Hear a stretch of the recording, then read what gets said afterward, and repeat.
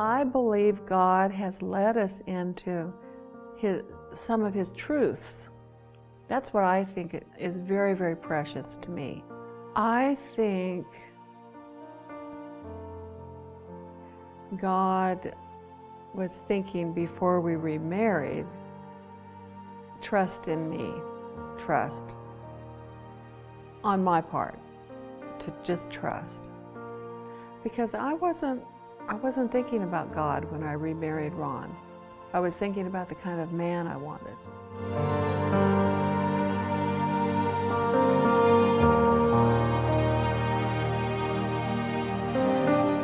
It was when I was in basic training that I started writing my ex-wife, Vicki. I had talked to my sister and I said, what's my wife Vicki doing? Vicki and I had divorced, but she hadn't remarried, I hadn't remarried. And for the first time, I started wondering about her. And of course, we had a son. And Jason was about 3 years old when I finally came back. I had only seen him twice. So I started asking questions about her, and my sister pretty much had kept up with Vicki. Vicki was close to our family, and she was busy raising a child and going to college. So she really didn't have a lot of time at that point to be thinking about a husband, you know. So lucky for me. Vicki and I met. She was 13, and we sort of went together all through high school mainly. I knew her in junior high, so we sort of took up. She was an easy person to get to know, I felt, you know, and I had other girlfriends, of course, and she dated a lot too, but something always kind of brought me back to Vicki. Well, when she was about 19, I was in the music business, starting to make it. She got pregnant. We grew up together in the same junior high and high school and liked each other. Finally, romantically, when I went to college at the University of Washington. And all this time, Ron was in the music business, and we would talk now and then. And then we became romantically involved, and I became pregnant at the end of my sophomore year of college. And we weren't married, and back in those days, you sort of, my mother encouraged us to get married, and I loved Vicki, but I loved me more, and I loved the music business. You know, my thought was to always come back, marry Vicki with my millions, and, you know, buy Walla Walla, the town I lived in. He was a typical ambitious rock and roll musician and everything that went along with that. But as the kids, Ron and I were the type of couple, we never really dated. He would tell me who to date and who not to date. He was kind of like a big brother. When I found out I was pregnant, my brother-in-law had an inroad to, he was wealthy, and he made an appointment for me on a Saturday to have an abortion because I was really going far in college. Ron was ambitious in the music business, so the timing, this is God's timing, really. The timing was not right for us, but nevertheless, that night, Friday night in bed, I knew I couldn't kill my child. We weren't really that interested in marriage, and I wanted to make it in the music business, at least make it big enough to where, you know, I could support a wife and so on. So our decision was to abort her pregnancy, which would have been Jason. Can you imagine? Ron did not want to get married. And I remember talking to him. He was in, I think, LA, and he said, oh, I just want a chance, I just want a chance. And I said, well, you certainly don't have to marry me. And I'm still going to have this child and raise this child. And of course, pride, he said, well, no child is going to walk around without my name. So we did get married. And I moved in with the band in Portland, Oregon, Dawn of the Good Times, and actually lived with a band member, but very platonic. I mean, everything was on the up and up. And I remember rolling Ron's hair at night for photo shots the next day. Seriously, putting masks on his face, and for the photo shoots. And I was pregnant, and we were in Portland, Oregon. I was alone quite a bit when they traveled. And then December came, and they had a chance to move to Hollywood and work for Dick Clark. And we got that spot because one of our members earlier in Don and the Good Times had gone on to Paul Revere and the Raiders. So, and through him, he got us a guest spot on Where the Action Is. And so we were asked to be regulars on the show because Paul Revere and the Raiders, who had been on the show for about 4 years, were desperately trying to get off of it, and they had made it nationally, and they were huge. And so Ron said, well, we're not taking our wives. None of the other guys' wives were going either. So mercifully, I was so joyful. I got in my Volkswagen, and I drove back home to Walla Walla, Washington, and I lived with my sister and part-time and with my parents part-time. My family was very supportive. So we got on. And from there, we signed with Epic Records. So our first song, I Could Be So Good to You, written by Jack Nietzsche, went to #1 in Seattle. And from there, it just spread all over the country. So it was what I would call a modest hit, but it was a good way to start. What disappointed me was I didn't see Ron really very much after that for a long time. He didn't support us.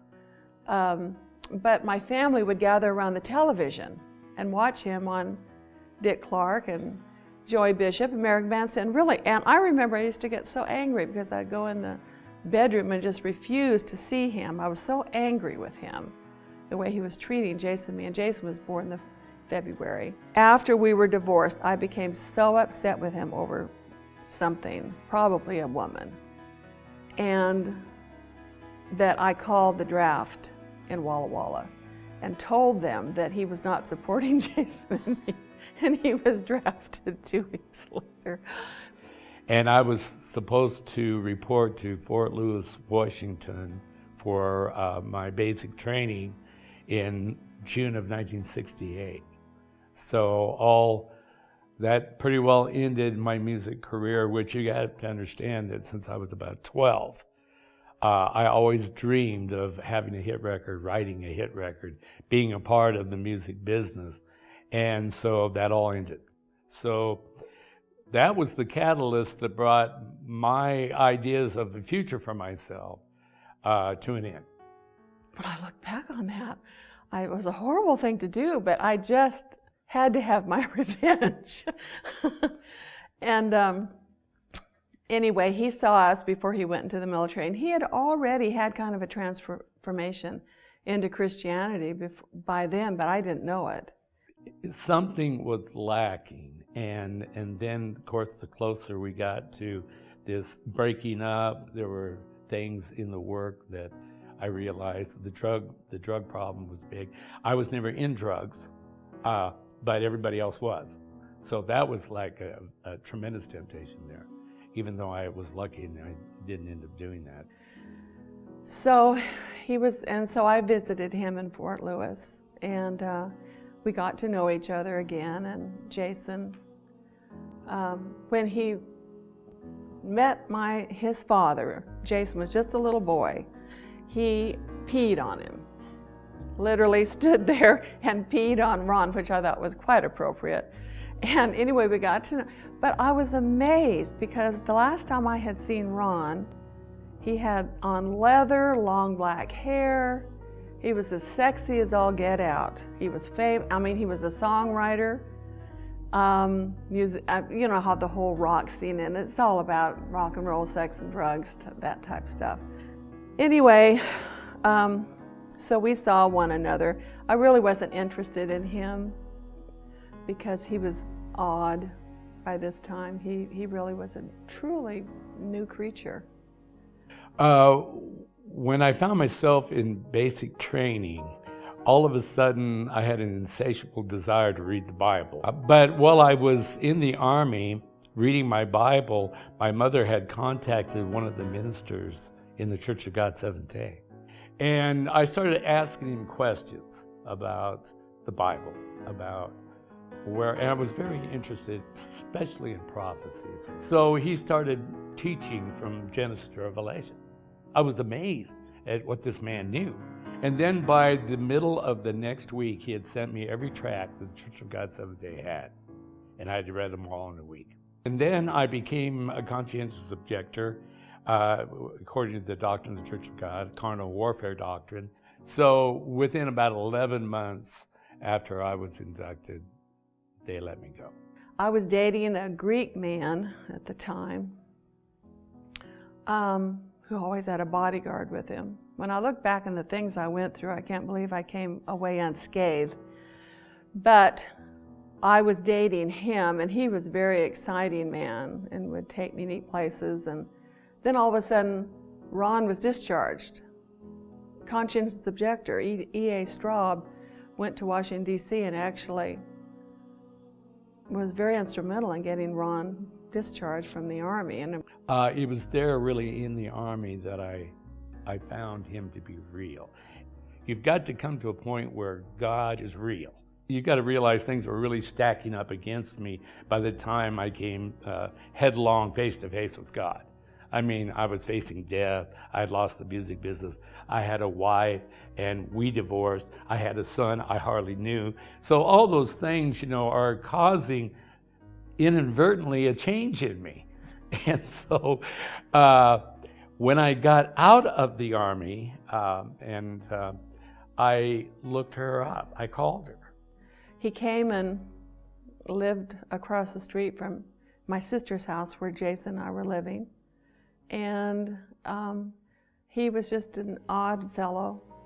He had short hair and, a little brown jacket, and always carried a Bible everywhere he went, and he just wanted a Bible study. And he came back to court Jason and me. Well, I really wasn't interested in him. And then the minister that was my mentor at the time was very instrumental in getting us back together. He really felt, you guys need to be back together. And we weren't against that. He was kind of mine, I guess. And so he lived there for some months and asked me to remarry him. And I kept saying no, but finally I did. When I came back to Vicki, we had some talks, and she says, Ron, there was always music. It was music first, then me. She says, now it's God and me. So she felt like, she wanted to be first. And I convinced her, or tried to convince her, that, well, when God's first, you are first. That's just the point. Vicki realized that we would never split up again, that there was something bigger holding us together. And I think from that, we launched a husband and wife ministry. Not just Christians, but unafraid to tell our story. Vicki took her a couple of years. She had been in Campus Crusade. She had some religious background too. But like so many kids, it's just, something maybe in the back burner somewhere, and maybe someday we'll do something.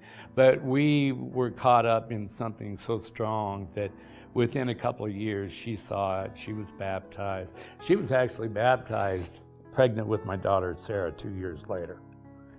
I remarried Ron because he was the kind of man I wanted all along. And that was, he was a good man. He had a moral compass, and he wanted a family. He was everything good. And when I realized that, and by the way, I had been attending the Church of God Seventh-day in Tacoma, and I loved the church. I loved the law. I loved the doctrines of the church. I loved all of that. So that was no problem with Ron and me remarrying. But I was not a born-again Christian, I realized. But yet I thought, well, maybe we can have a life together. And I did want a Christian life. And then when I was pregnant with our daughter, Sarah, 2 years later, I was baptized, became a Christian. And I think you got to come to a point in your life where the need is so strong that you're looking, and I wasn't looking for a fairy tale, I was looking for the truth. And I always probably wondered how I got here anyway. How did mankind get here? How did the world get here? So in the back of my mind, this was always something that was pushing me towards it. What I think about now is, well, Ron's been very sick for the last 4 years, but he bounces back. So God has more for him, I gather, but still he's searching, and it's trust. But now I trust more. I think I trust more in my prayers to the Lord. I think I'm still growing in God. I mean, there's so much I don't know, and I've never lost that inquisitiveness, my desire to study to show yourself approved. I believe that with all my heart, and I think the best is yet to come.